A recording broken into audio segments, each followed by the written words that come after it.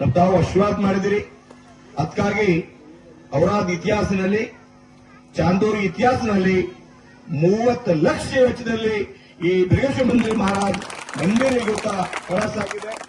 ಪೂಜಾ ಪ್ರಾಣ ಪ್ರತಿಷ್ಠಾ ಹೋಮ ಹವನಾಗಿದೆ.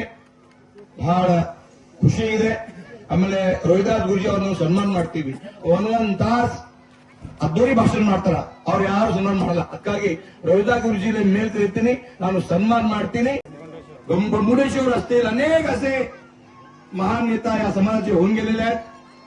त्यांचा विचार, त्यांचा आचार, त्यांचा प्रचार करण्यासाठी अशा मंदिराची गरज आहे. आपली संस्कृती वाचली पाहिजे, आपली संस्कृतीचा प्रसार झाला पाहिजे. आपण कुण्या कुळाचे, आपला ग्रामदेवता कोण, आपला कुलदेवता कोण, हे सगळं येणाऱ्या पिढीला माहीत झालं पाहिजे.